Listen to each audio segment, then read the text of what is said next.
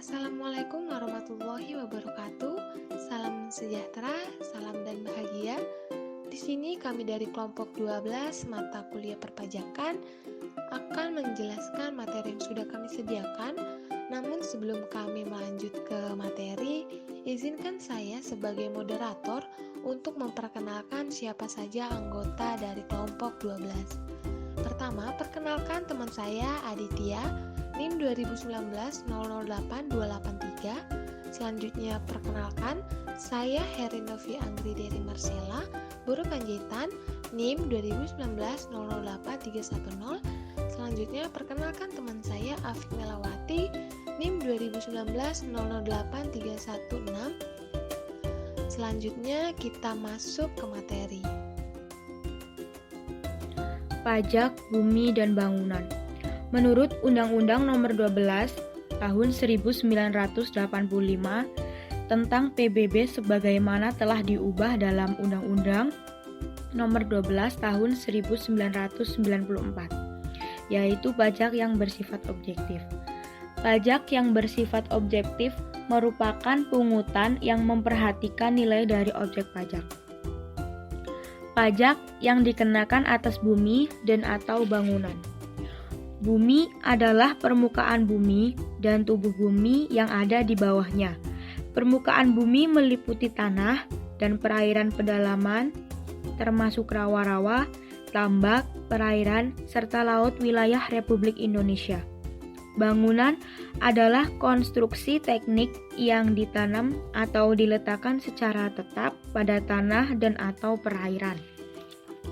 Subjek pajak yaitu orang pribadi atau badan yang secara nyata mempunyai hak atas bumi dan atau memperoleh manfaat atas bumi dan atau memiliki menguasai bangunan dan atau memperoleh manfaat atas bangunan.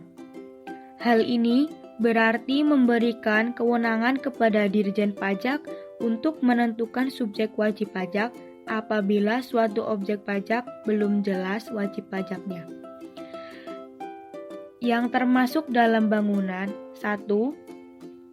Jalan lingkungan dalam kompleks, yaitu hotel, pabrik yang merupakan satu kesatuan. 2. Jalan tol. 3. Kolam renang. 4. Pagar mewah. 5. Tempat olahraga. 6. Galangan kapal, dermaga. 7. Taman mewah. 8. Tempat penampungan atau kilang minyak, air, dan Objek pajak tidak dikenakan pajak bumi dan bangunan atau PBB. Yang pertama, digunakan semata-mata untuk kepentingan umum seperti sarana ibadah, sosial, pendidikan, dan kesehatan yang tidak dimaksudkan untuk mencari keuntungan. Kedua, ada kuburan dan peninggalan purbakala.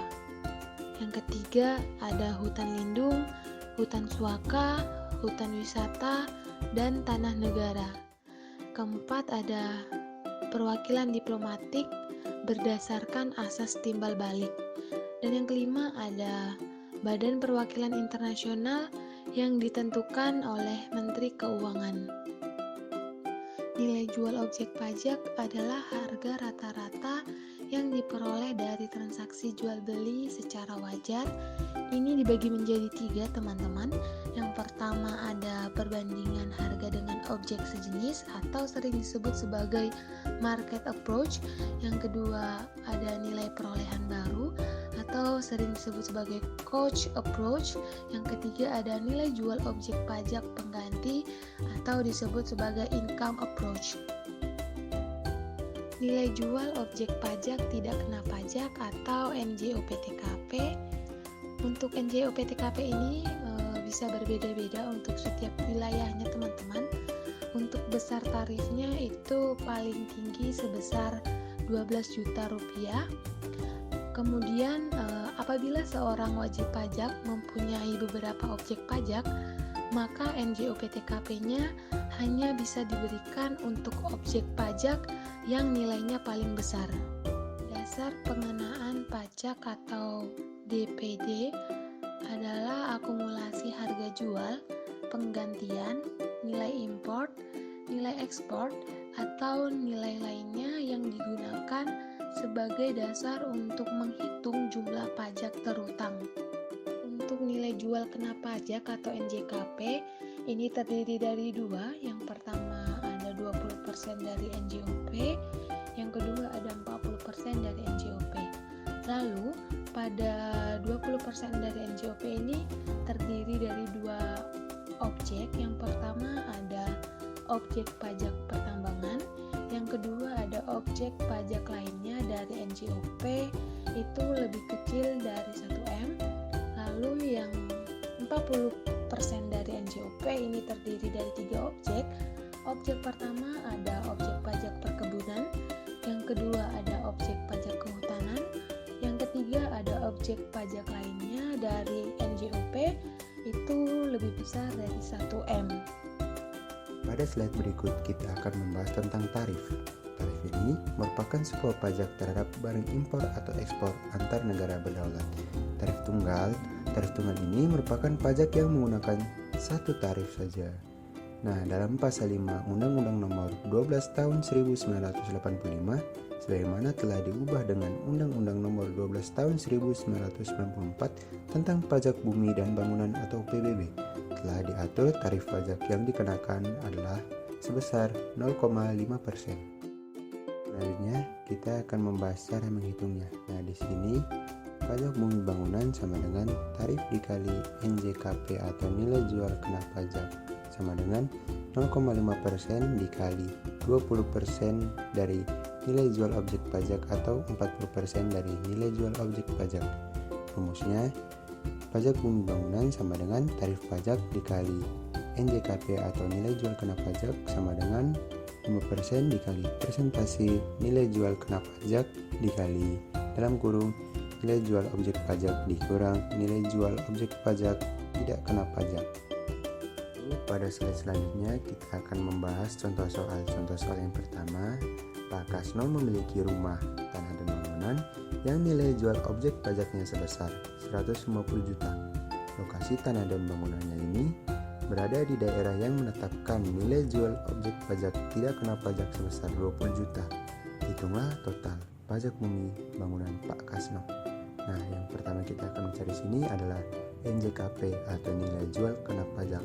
Nilai jual kena pajak ini rumusnya sama dengan nilai jual objek pajak dikurangi nilai jual objek pajak tidak kena pajak sama dengan NJOP-nya itu 150 juta dikurangi NJOP TKP 20 juta.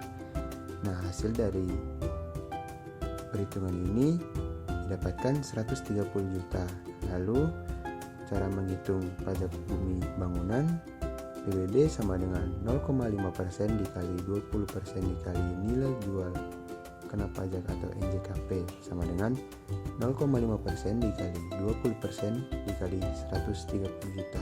Nah, hasilnya itu 130.000. Itu merupakan total dari pajak bumi bangunan Pak Kasno.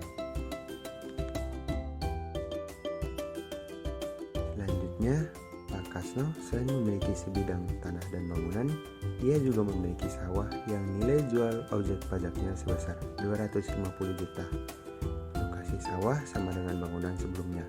Hitunglah total pajak bumi bangunan Pak Kasno. Pertama, tentukan objek yang mendapat pengurangan nilai jual objek pajak tidak kena pajak terbesar sama dengan sawah. Sawah sama dengan 20% dikali 250 juta dikurangi 12 juta sama dengan 47.600.000 rupiah. Lalu rumah sama dengan 20% dikali 150 juta sama dengan 30 juta.